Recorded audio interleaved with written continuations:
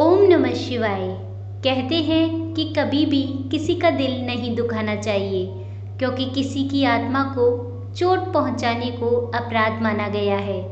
नियति इस पाप का दंड सबको समान रूप से देती है। स्वयं भगवान भी नियति के प्रकोप से नहीं बच सके हैं। नियति और कर्मों से जुड़ी एक ऐसी ही पौराणिक कहानी है भगवान विष्णु जी और नारद मुनि की। ऐसा माना जाता है कि नारद मुनि के श्राप के कारण ही भगवान विष्णु को श्री राम के रूप में अवतार लेकर देवी सीता जी से वियोग सहन करना पड़ा था।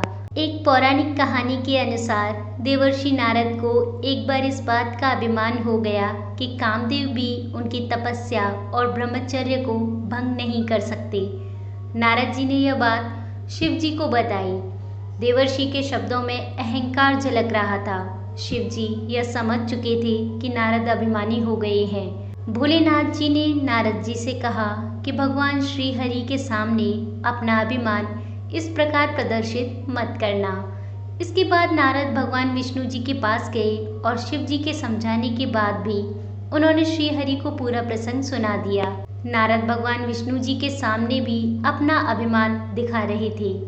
तब भगवान विष्णु जी ने सोचा कि नारद का अभिमान तोड़ना ही होगा, यह शुभ लक्षण नहीं है। जब नारद कहीं जा रहे थे तब रास्ते में उन्हें एक बहुत ही सुंदर नगर दिखाई दिया, जहाँ किसी राजकुमारी के स्वयंवर का आयोजन किया जा रहा था। नारद भी वहाँ पहुँच गए और राजकुमारी को देखते ही मोहित हो गए। यह सब भगवान श्री हरि की ही माया थी। राजकुमारी का रूप और सौंदर्य नारद के तप को भंग कर चुका था। इस कारण उन्होंने राजकुमारी के स्वयंवर में भी हिस्सा लेने का मन बना लिया। नारद भगवान विष्णु जी के पास गए और कहा कि आप अपना सुंदर रूप मुझे दे दीजिए और मुझे हरि जैसा बना दीजिए।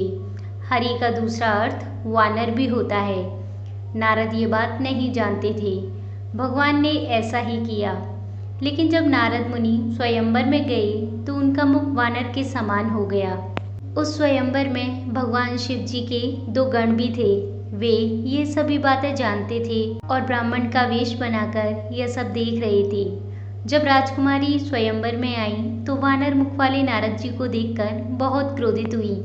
उसी समय भगवान विष्णु जी एक राजा के रूप में वहां आए।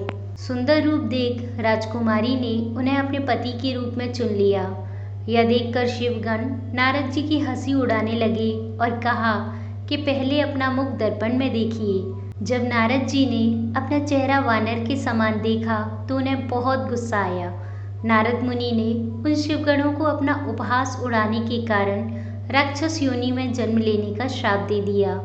शिवगणों को श्राप देने के बाद नारद जी भगवान विष्णु जी के पास गए और क्रोधित होकर उन्हें बहुत बुरा भला कहने लगे। माया से मोहित होकर नारद मुनि ने श्री हरि को श्राप दिया कि जिस तरह आज मैं स्त्री का वियोग सह रहा हूँ, उसी प्रकार मनुष्य जन्म लेकर आपको भी स्त्री वियोग सहन करना पड़ेगा। उस समय वानर ही तुम्हारी सहायता करेंगे। भगवान विष्णु ने कहा कि ऐसा ही हो और नारद मुनि को माया से मुक्त कर दिया। तब नारद मुनि को अपने कटु वचन और व्यवहार पर बहुत ही ग्लानि हुई और उन्होंने भगवान श्री हरि से क्षमा मांगी। परंतु दयालु श्री हरि ने नारद को क्षमा करते हुए कहा कि ये उनकी ही माया थी। इस प्रकार नारद के दोनों श्राप फलीभूत हुए और भगवान विष्णु जी को राम रूप के अवतार में जन्म लेकर अपनी पत्नी सीता का वियोग सहन करना पड़ा था, जबकि शिवगणों ने राक्षस योनि में जन्म लिया। यदि आपको हमारे द्वारा दी गई ये जानकारी पसंद आई हो तो आप इस वीडियो को लाइक करें और अन्य भक्तों के साथ भी शेयर करें। ओम नमः शिवाय।